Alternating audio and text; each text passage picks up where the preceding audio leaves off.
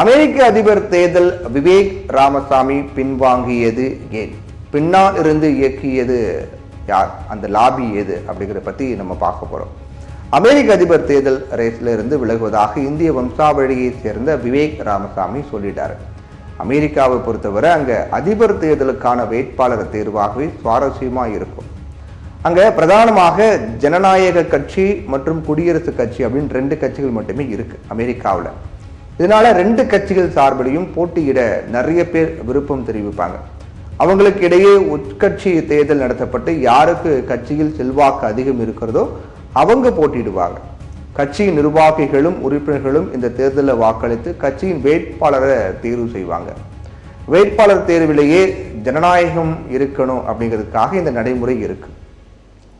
இங்க எந்த கட்சியின் தலைவரும் தன் மகனையோ மகளையோ மருமகளையோ தனக்கு வாரிசாக பதவிக்கு கொண்டு வந்து விட முடியாது. ஏன்னா யாரு நிக்கணும், அதிபர் வேட்பாளர் யாரு நிக்கணுங்கிறதுக்காகவே உறுப்பினர்கள் ஓட்டு போடணும். ஒரு நல்ல ஒரு மெத்தடு தான் இது அமெரிக்காவில் பின்பற்றப்படுது.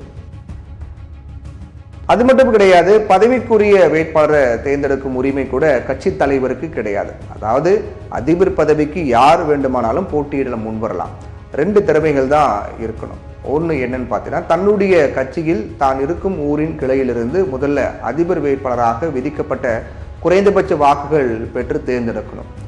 அதன்படி எத்தனை பேர் வேண்டுமானாலும் தேர்ந்தெடுக்கப்படலாம்.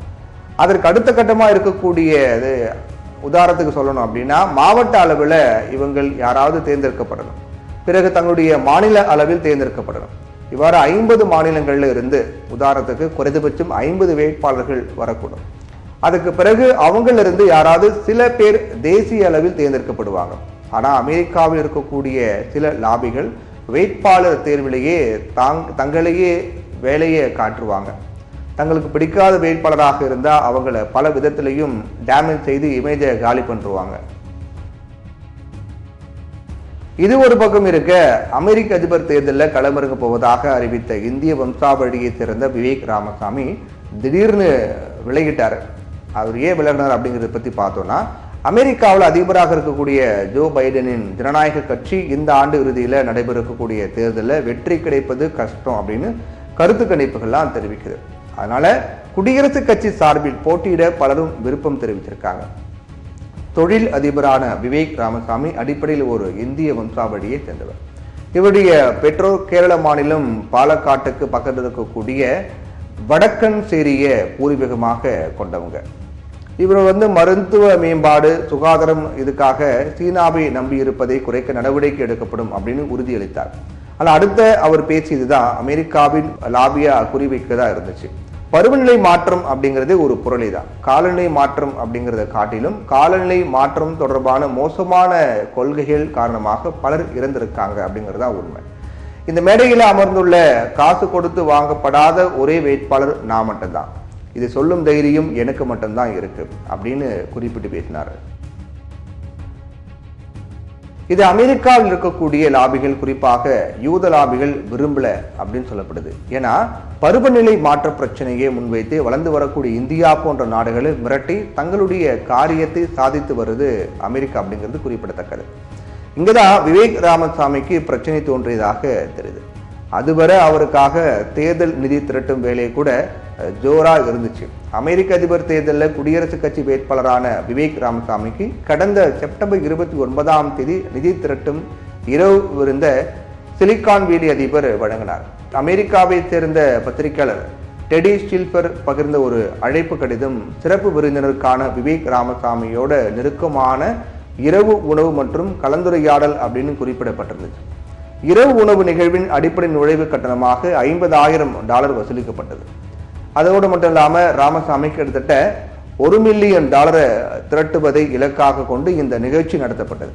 இது சான் பிரான்சிஸ்கோ வெரிகுடா பகுதியில் அமைந்திருக்கக்கூடிய சமூக மூலதனத்தின் முதலீட்டாளர்களும் தலைமை நிர்வாக அதிகாரியுமான சமத் பலிகாட்டியாவின் வீட்டில் விருந்துக்கு ஏற்பாடு பண்ணிட்டு இருந்தாங்க. அழைப்பு கடிதத்தின்படி மற்ற ஹோட்டல்களில் துணிகர முதலீட்டாளர்கள் David Sacks, Altimeter Capital, Brad Gerstner மற்றும் கிரிப்டோ முதலீட்டாளர்கள் மாட் ஹுவாங் மற்றும் கேட்டி ஹான் ஆகியோர் பெயர்களும் இடம்பெற்றிருந்துச்சு. ஆனா அவர் பருவநிலை மாற்றம் குறித்து அறிவித்தது சிக்கலை ஏற்படுத்தியதா சொல்லப்படுது. இதற்கிடையில அயோவா காக்கஸ் தொகுதிகளில் வேட்பாளருக்கான தேர்தல் நடந்துச்சு. இந்த தேர்தலில் டொனால்ட் ட்ரம்ப் அதிக சதவிகித வாக்குகளை பெற்று முதலிடத்துக்கு முன்னேறினார். ஆனால் விவேக் ராமசாமி 7.7 விழுக்காடு வாக்குகளை பெற்று 4வது இடத்துக்கு தள்ளப்பட்டிருக்காரு. இந்த நிலையில் தான் அதிபர் தேர்தலிலிருந்து பின்வாங்குவதாக விவேக் ராமசாமி அறிவித்திருக்கார். இந்நிலையில குடியரசுக் கட்சியில் போட்டியிடும் பெண் வேட்பாளர் நிக்கி ஹேலி முன்னாள் தெற்கு கரோலினா ஆளுநர் அவர் ஆவார்.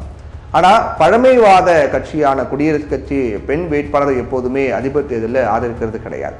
ஜனநாயக கட்சி துணை அதிபராக கமலா ஹாரிஸ் போன்றவர்களை அறிவித்தாலும் கூட அதிபர் தேர்தலில் இதுவரை ஹிலாரி கிளின்டனை தவிர வேறு யாரையும் முன்னிறுத்தது கிடையாது.